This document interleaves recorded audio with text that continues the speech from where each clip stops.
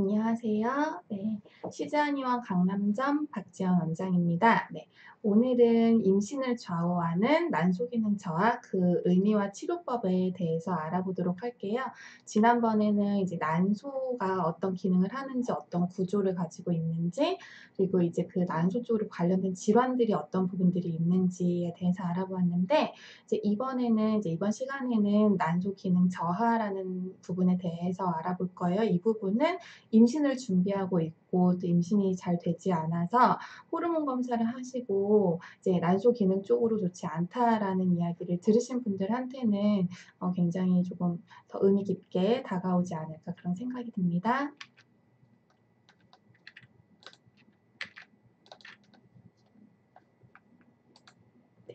일단 먼저 주기적인 성관계를 하는 부부의 임신 성공률이 약 25% 정도라고 해요. 근데 계획적인 임신을 위해서 배란기에 주당 2번에서 3번 정도 부부 관계를 했을 때 1년 이내에 임신을 하게 되는데 이제 난임은 어떻게 정의를 하냐면 계획적인 임신을 위해서 배란기에 주당 2-3회 정도 부부 관계를 하였으나 임신이 되지 않는 경우를 이제 난임이라고 보통 이야기를 하게 돼요. 그리고 이제 산모의 나이가 35세 이상으로 많은 경우 이제 난소 기능 저하에 속한 경우들이 많았습니다.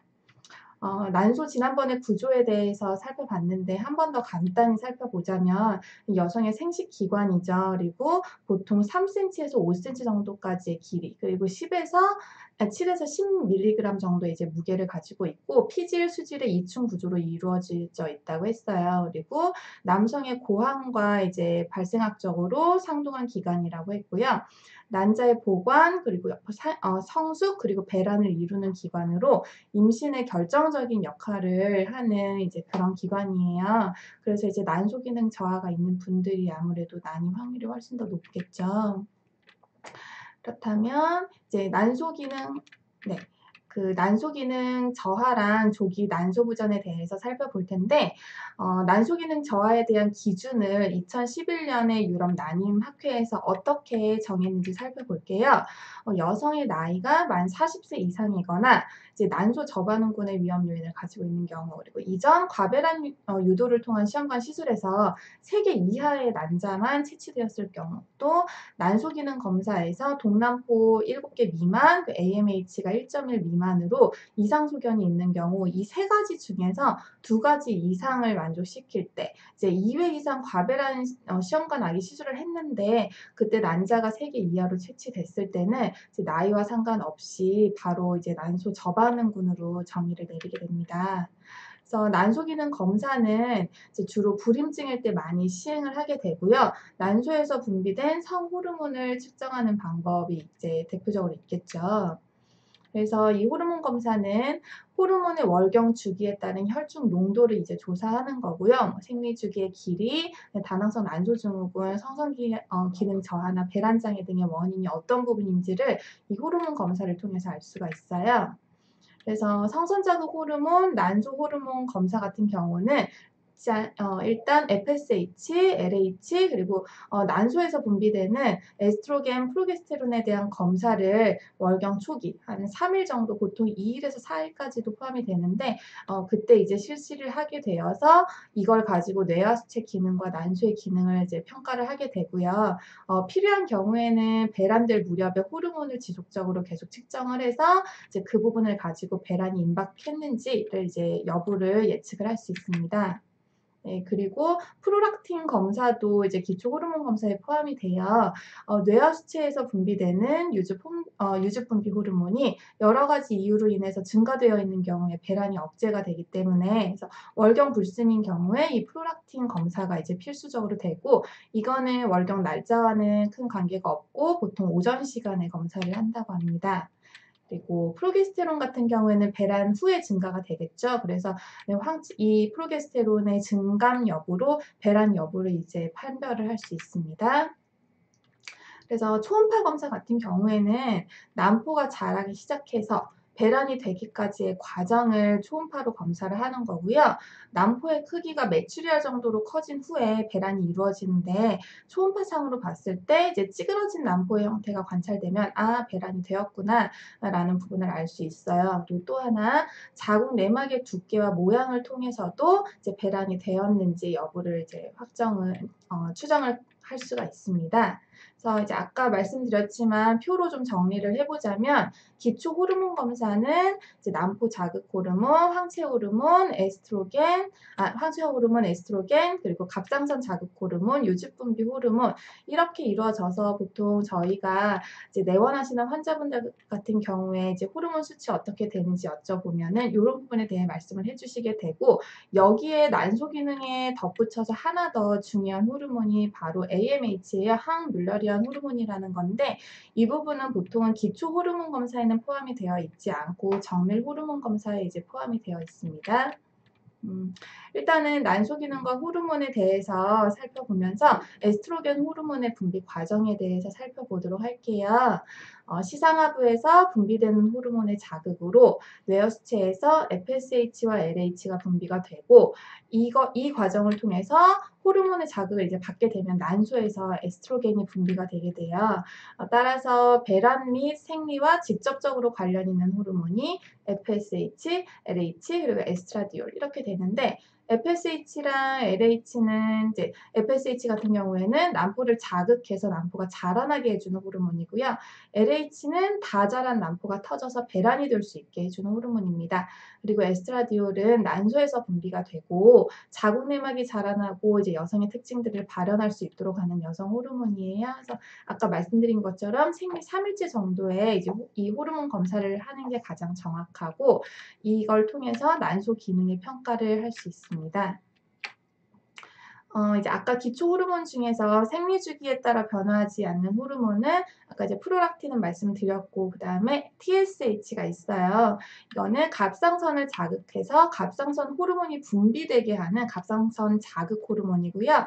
갑상선 이상 유무를 확인을 할 수 있습니다.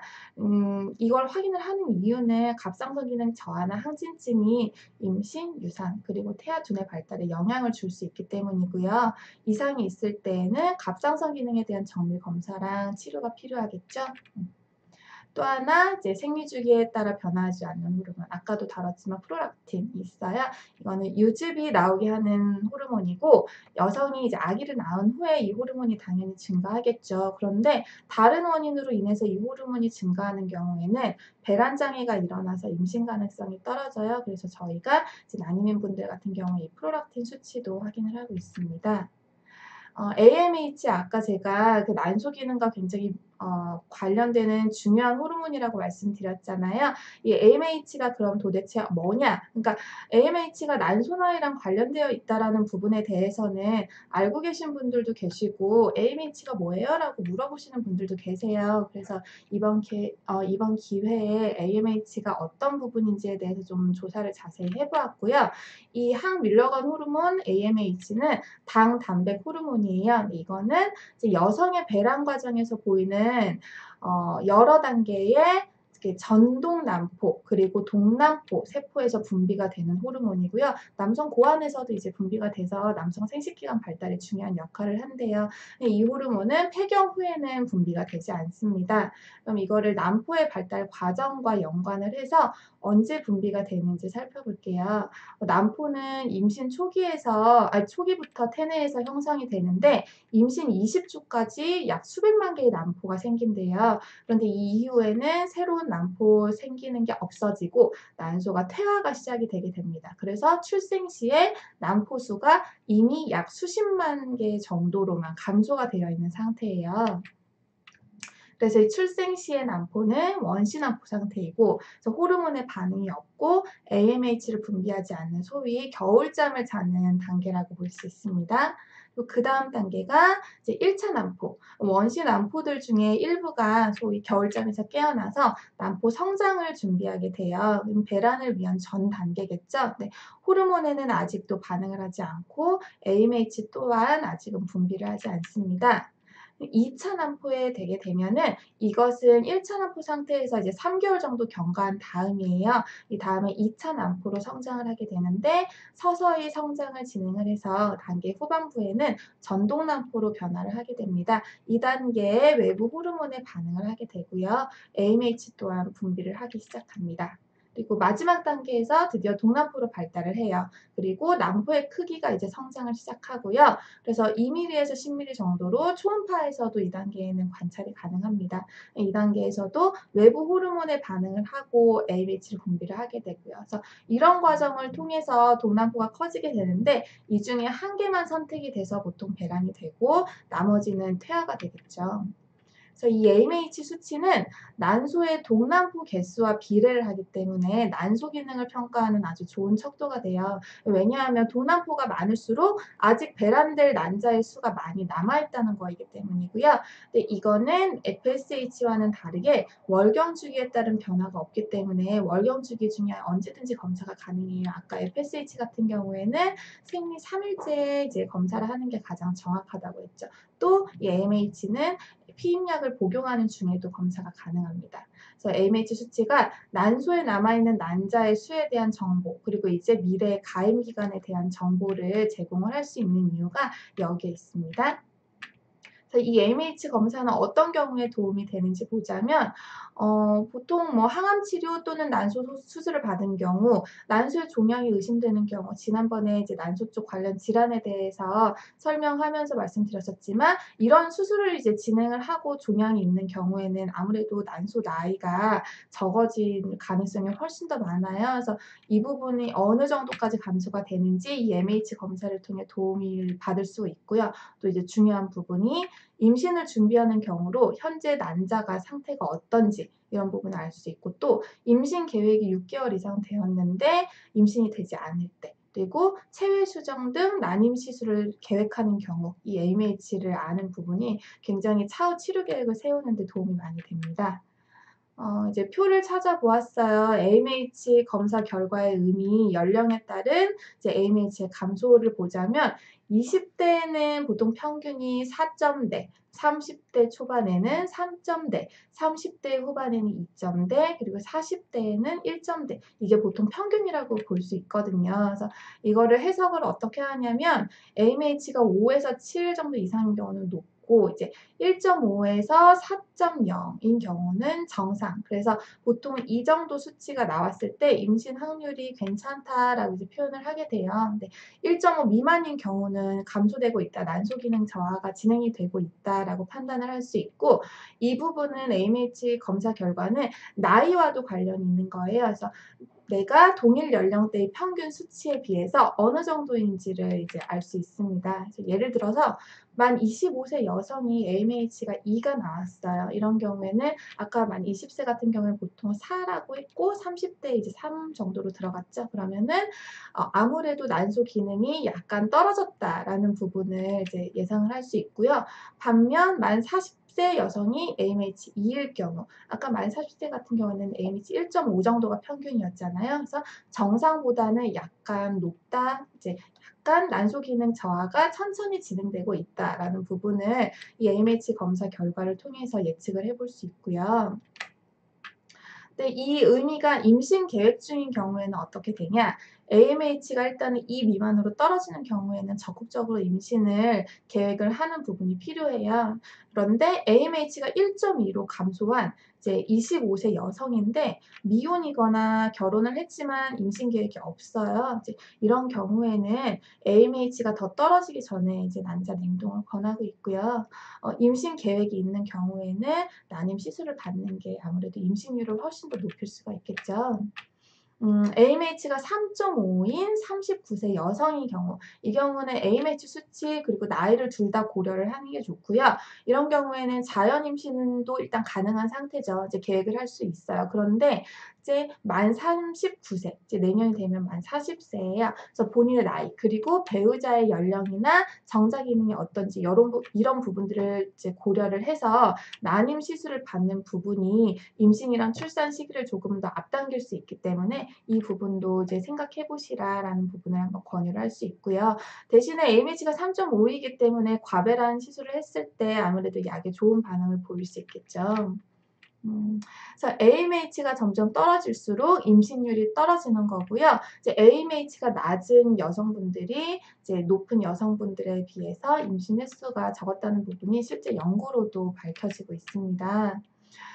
AMH가 낮은 난소 기능 저하 여성들은 그렇지 않은 군에 비해서 과배란 약을 투여했을 때 반응도가 훨씬 낮겠죠. 이거는 어떤 의미냐면 과배란 약제의 용량을 늘려도 난포의 성장이 이제 잘 일어나지 않는 거고, 그래서 이제 난자 채취 일정이 잘 원활하게 이루어지지 않고 이제 취소되는 경우도 많아요. 저희 이제 한의원 내원하시는 환자분들 같은 경우에도 보면 난소 기능 저하를 갖고 있는 분들 같은 경우에는 난포가 이제 마음처럼 잘 자라거나 관찰이 되지 않는 경우, 그리고 채취가 잘 되지 않는 경우들이 있거든요. 그래서 요런 게 아무래도 이 AMH 결과랑 관련이 굉장히 깊다라는 걸 볼 수 있어요. 그리고 또 하나, 난자 채취가 성공적으로 잘 이루어졌다고 해도 AMH가 1 이하인 경우에는 난자의 질 또한 떨어지기 때문에 이제 배아 이식에 성공할 확률이 50% 미만으로 많이 떨어지게 된다고 해요. 그래서 난임 시술 시에 약제의 종류라던가 어느 정도 투여할 건지, 어느 정도 몇 번 정도를 투여할 건지 이런 부분에 AMH가 굉장히 이제 결정적인 참고 요인이 될 수가 있고요. 이제 AMH 수치가 낮게 관찰된 경우 난소의 그러니까 난자가 남아있는 이제 수 자체도 많이 떨어져 있지만 그 난자의 질 또한 저하되어 있다는 부분을 충분히 이제 예측할 수가 있습니다.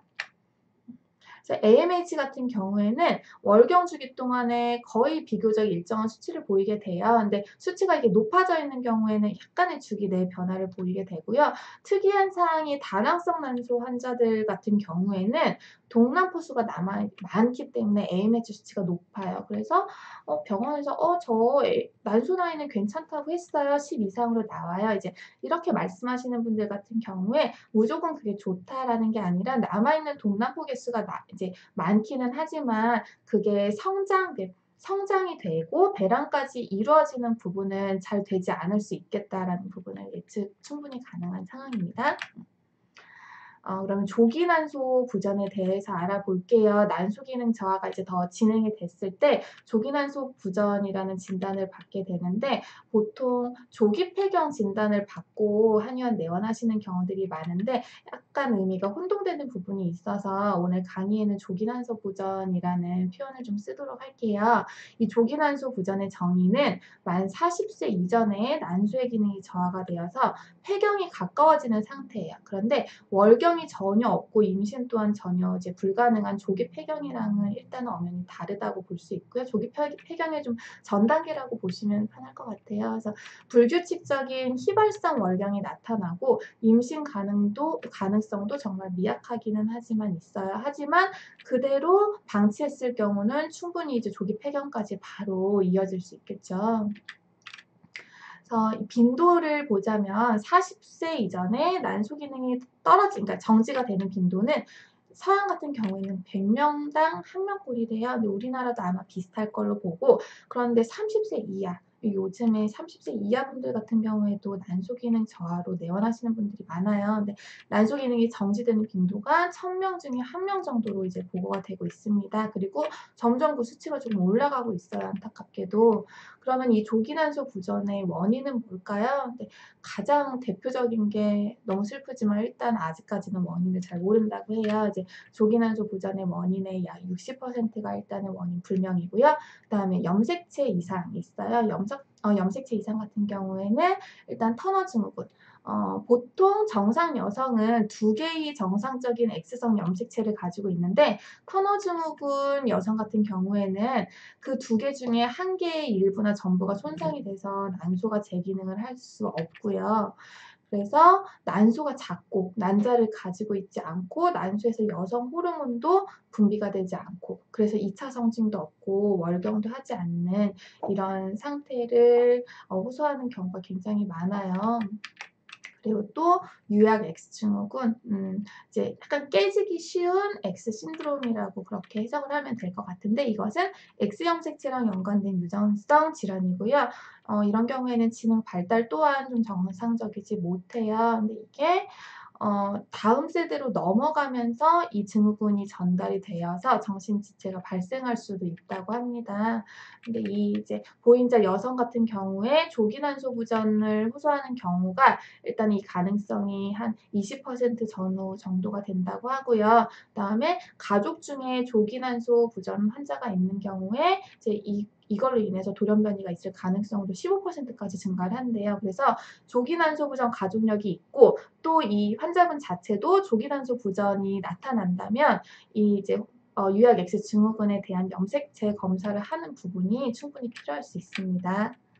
그리고 자가 면역 질환에 따라서도 조기난소 부전이 나타날 수가 있어요. 면역 체계라는 거는 우리 몸이 박테리아나 바이러스 같은 외부에서 침입한 물질에 대응을 하도록 하는 체계예요. 그래서 우리 인체가 항체나 면역 물질들을 만들어내서 우리 몸으로 침입하는 이런 외부 물질을 공격해서 파괴를 하게 되는데 문제는 때로는 면역계가 우리 몸의 세포를 안에 있는 세포를 외부 물질로 착각을 하고 잘못 인식을 해서 파괴하는 경우도 있어요. 근데 이 대표적인 장기 중에 하나가 또 난소래요. 그래서 난소도 자가 항체의 공격을 받는 대표적인 장기로 항체의 공격을 받는 경우에 난소가 손상이 되겠죠. 난소가 손상이 되고 난자 또한 파괴가 돼서 이로 인해서 조기난소 부전이 발생을 할 수도 있게 됩니다. 그래서 이런 조기난소 부전과 동반이 된 그러니까 조기난소 부전이 발견이 되는 자가 면역 질환은 갑상선, 그리고 다음에 에디슨시병, 중증 근육 무력증, 류마티스 관절염이나 루푸스 이런 부분들까지도 다 이제 나타날 수 있대요.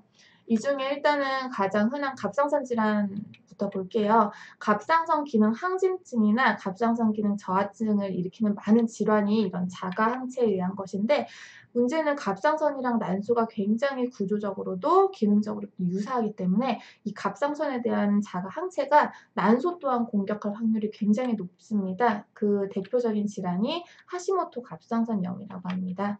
그리고 에디슨씨 병 같은 경우에는 자가 항체가 부신피질을 공격을 하게 되면 부신피질이 위축이 되면서 이 부신에서 분비가 되는 코르티솔이랑 알도스테론이라는 호르몬이 둘 다 감소를 하게 돼요. 이렇게 되면은 근육의 힘이 없어지고 그 과정에서 스트레스 상황에 대처할 수 있는 저항력 자체도 떨어지게 됩니다.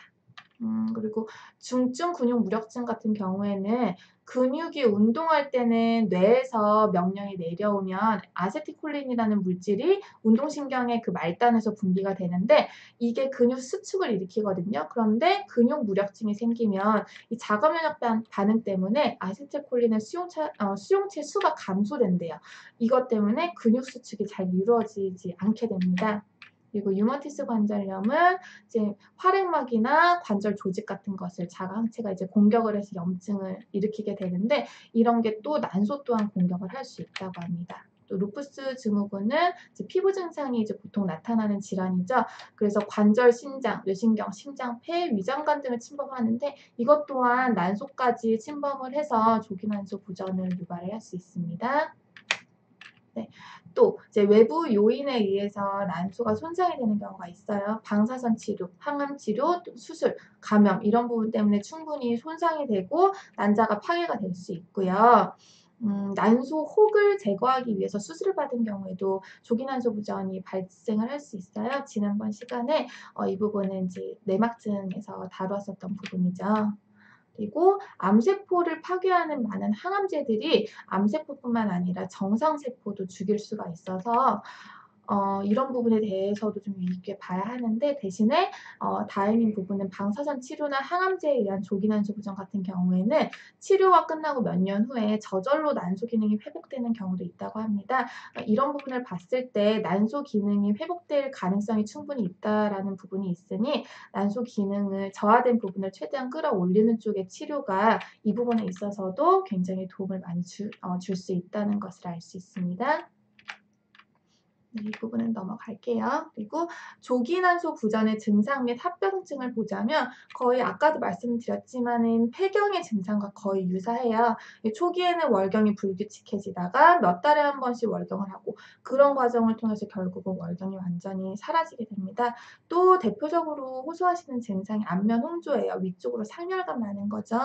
특히 얼굴, 목, 가슴 이렇게 몸의 윗부분에 주로 일단 나타나는 경우인데 심한 경우에는 일상생활에 지장을 받을 정도까지도 나타나는 경우가 많습니다. 또 불면증, 그리고 성교시 출혈 통증. 왜냐하면은 비뇨기 위축이 되기 때문에 질점막이 얇아지고 질이 짧아지고 또 질 건조증도 동반이 돼요. 또 방광 쪽의 근육이 약해지면서 요실금도 나타날 수 있고 골다공증, 작은 충격에도 뼈가 쉽게 부러질 수 있어서 저희가 조기난소 부전 그리고 진단받은 분들은 골다공증 검사도 꼭 하시라고 말씀드리는 이유가 여기에 있습니다. 그리고 또 심근경색에 의한 심장마비나 뇌졸중, 그러니까 중풍 상황까지도 나타날 수 있는데 이 이유는 혈관이 좁아지는 동맥경화증을 예방하는 게 에스트로겐인데 이 분비가 원활하지 못해서 혈관이 좁아진 상태로 혈액이 통과를 하다가 나타날 수가 있어요. 그래서 이 조기난소 부전과 정상 폐경은 여성 호르몬의 분비가 없다는 점, 그다음에 증상 자체는 동일해요. 그런데 폐경 같은 경우 노화의 자연스러운 생체 반응인데 조기난소 부전은 난소 기능이 손실된 이제 병적인 상태겠죠. 그래서 이 조기난소 부전의 노화 속도가 정상 폐경을 맞은 여성분들에 비해서 이제 노화 속도가 훨씬 빠르다는 것을 알 수 있습니다. 이 조기난소 부전이라고 해서 임신이 아예 안 되는 건 아니에요. 너무 다행한 일이죠. 난소 기능이 일시적으로 회복이 될 수 있고요. 그리고 논문 결과를 통해서도 조기난소 부전의 환자의 5에서 10%는 임신, 그리고 10에서 20%까지 난소 기능이 회복이 될 수 있다고 알려져 있습니다. 그리고 무월경이 8년간 지속이 된 이후에 생리가 회복된 케이스도 정말 드물지만 있다고 합니다.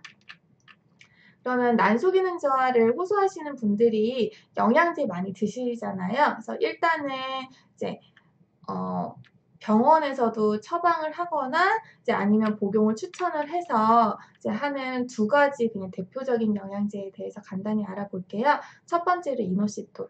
이거는 비타민 B 복합제의 구성 성분이고 사람의 세포 조직에도 분포가 되어 있고 신호 전달 단계에 있어서 굉장히 중요한 역할을 수행해요. 이제 이 부분은 다낭성 난소 증후군 같은 경우에도 호르몬 불균형을 개선시켜 주어서 생리 주기를 규칙적으로 만드는 데 굉장히 도움을 많이 준다고 합니다.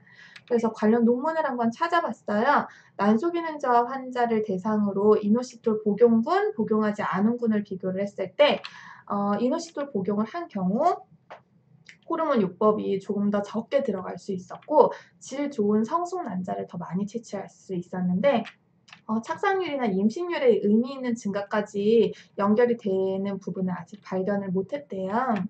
그래서 시험관 시술 시에 좋은 영향을 주는데 이 부분이 난소 쪽에 집중이 되어서 난자 질이나 배아 등급에 좋은 영향을 주고요. 또 하나는 호르몬 주사에 대한 반응도를 좀 높여준다고 합니다.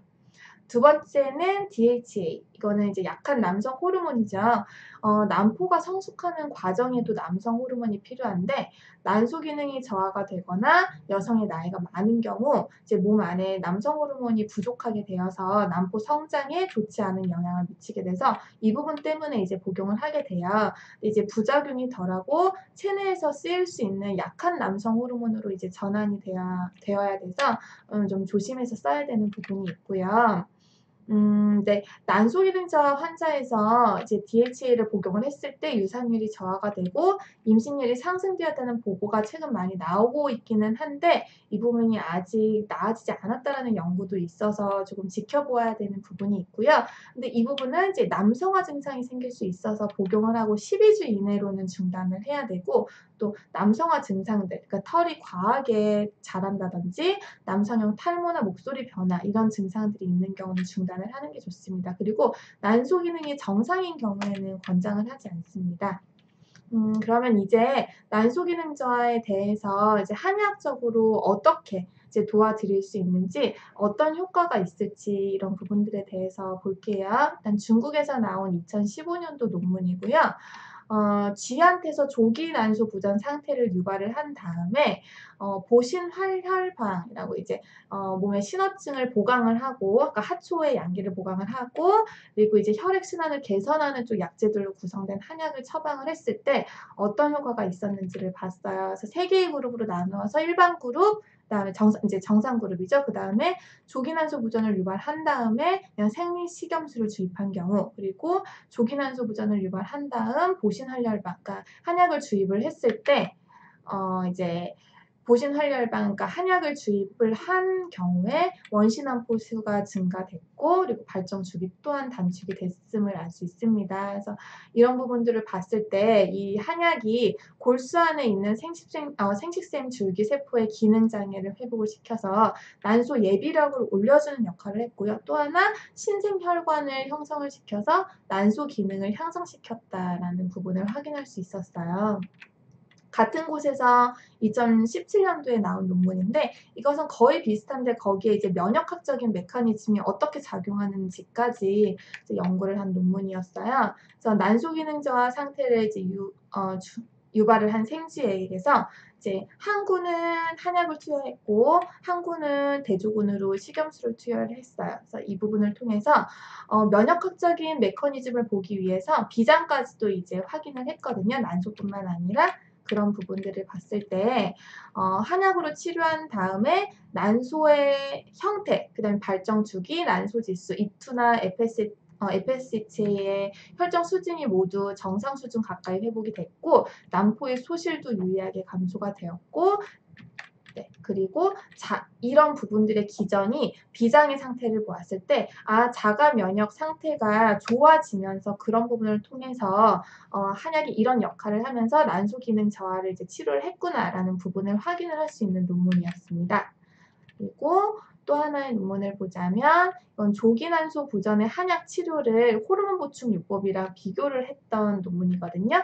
네, 한약으로 치료한 군이 호르몬 보충 요법에 비해서 FSH의 수치가 유의하게 낮아졌고, 즉 난소 기능 저하 속도가 현저히 떨어졌다는 거죠. 근데 이게 6개월 이상 치료를 했을 때 훨씬 더 차이가 컸다라는 부분을 발견을 할 수 있었어요. 자, 이제 침에 대한 효과랑 관련된 논문을 볼게요. 이거는 조기 난소 보전에 대한 침 치료 효과 관련된 메타 분석 논문이고요. 결과적으로 봤을 때 침 치료가 FSH의 수치를 감소시키고 이를 통해 E2를 증가시키게 돼요. 그래서 조기 난소 보전 환자들에게서는 희발월경이나 무월경이 정말 많이 관찰되는데, 침 치료가 생리를 회복시키는 비율을 25%까지도 향상시켜주는 것을 확인을 할 수 있었습니다. 네, 그래서 이제 쉬즈 치료 같은 경우에 난소 기능 저하를 어떻게 접근을 하냐 하면 단계별로 접근을 하게 돼요. 일단은 독소를 배출하고, 그리고 독소를 배출한 다음에 이제 보양을 하는 쪽으로 진행이 되게 되거든요. 그래서 일단은 아무리 우리가 좋은 영양분을 공급을 하려고 해도 안쪽이 깨끗하지 않으면 받아들일 수가 없단 말이에요. 그래서 난소의 오염된 상태를 확인한 후 필요한 경우 그런 부분에 대한 해독이 들어가게 되고, 그 다음에 영양물질 공급 을 한약을 통해서 가능하겠죠. 그런 부분을 진행하며, 또한 이제 그 신생혈관을 잘 형성을 할 수 있도록 원내 치료 또한 이제 병행이 되게 됩니다. 이런 부분이 차후에 다르겠지만 왜 중요하냐면, 난소의 기능 저하만 치료를 하는 부분이 아니라 자궁 내막의 호전도에도 굉장히 영향을 많이 미쳐요. 그래서 이 부분을 굉장히 중요하게 보고 있습니다. 그래서 어떤 부분들로 치료가 이루어지는지도 많이들 궁금해 하시더라고요. 일단은 아까 논문에서도 봤듯이 이제 한약을 통해서 난소 기능 저하 상태를 많이 올려줄 수 있고요. 그리고 원내에서 치료하는 부분들은 양침 침 치료뿐만 아니라 이제 보건 치료, 그리고 좌우 이런 부분을 통해서 진행이 되게 됩니다. 네, 오늘의 사연 볼게요. 아무리 애써도 자연 임신이 잘 되지 않아서 시험관 시술을 준비 중입니다. 난소 기능이 많이 떨어져 있는 상태라 걱정도 됩니다. 시험관 시술 전 최대한 난소 기능을 높이고 싶은데 방법이 없을까요? 아까도 말씀드렸지만 난소 기능이 많이 떨어져 있는 경우에 남아있는 난자의 개수 자체도 많이 적어져 있고 그래서 채취 과정에도 굉장히 힘든 상황들이 조금 진행이 되는 경우가 많아요. 또 하나는 난자의 질이 많이 떨어져 있어서 수정란의 상태가 좋지 않고 이 부분이 일단 이식률도 굉장히 떨어뜨리게 되거든요. 그래서 시험관 시술 전에 난소의 기능을 높여주는 부분이 필요한데 문제는 직전에 준비를 하는 것보다는 2-3개월 최소 2-3개월 전부터 준비를 하는 부분이 필요해요. 왜냐하면 우리 몸에서 세포가 형성이 되고 사멸이 되는 주기가 보통 2개월에서 3개월 정도 진행이 되고 있기 때문에 그 전부터 준비를 해야 난소 기능이 떨어져 있는 부분을 최대한 올려줄 수 있고 그 과정을 통해서 이제 질 좋은 난자가 최대한 잘 배란이 되고 이제 채취를 할 수 있도록 도와드리는 쪽으로 치료를 진행을 하고 있는데 이 방법이 원내에서 도와드리는 방법이 아까 말씀드린 것처럼 침이나 이제 약침 치료 테라피를 통해 진행이 되고 한약 처방 또한 들어가게 돼요. 그리고 또 하나 환자분께서 정말 신경 써 주셔야 되는 게 수면이거든요. 이전에 제가 이제 수면 관련해서 쉬리텔 진행을 했던 부분들이 있는데 11시 전에 주무시는 부분이 그 이후에 발생되는 호르몬, 특히 이제 성장 호르몬이나 이런 부분들이 굉장히 난소의 기능이랑 밀접하게 연관이 되어 있거든요. 그래서 시험관 시술 전에 치료받고 한약 드시고 이런 부분이랑 동반해서 일단은 수면에 대한 부분 굉장히 신경을 써 주시는 것까지 좀 진행을 해 주시면 좋을 것 같아요. 그리고 일단 난소 기능 자체가 많이 떨어져 있다라고 말씀을 하신 상태이기 때문에 이 부분은 나이가 들수록 정말로 점점 진행이 되기가 쉬워요. 그래서 더 늦기 전에 이제 한의원 내원하셔서 같이 치료하면서 계획 세워 나가셨으면 좋겠습니다. 네, 오늘의 퀴즈 볼게요. 조기난소 부전의 원인이 아는 것은 1번 자가 면역 질환, 2번 두통, 3번 원인 불명, 4번 염색체 이상. 9월 28일 금요일까지 카카오톡 시즈한의원 자궁센터로 정답 메시지를 보내주시면 세 분을 선정을 해서 던킨도넛에서 도넛 기프티콘을 증정을 해드리겠습니다. 네. 건강 다이어리 어플 쉬즈 소개를 해드릴게요. 쉬즈 이제 어플에서는 생리 주기도 관리를 할 수 있고요. 또한 이제 내원하시는 환자분들 같은 경우에는 진료 기록도 연동이 되세요. 그래서 많이 이용을 해주셨으면 좋겠습니다. 네, 더 궁금하신 부분은 카카오톡 쉬즈 한의원 자궁센터로 문의 주시면은 성심성의껏 답변해드리겠습니다. 네, 이상입니다. 그럼 다음번에 뵐게요.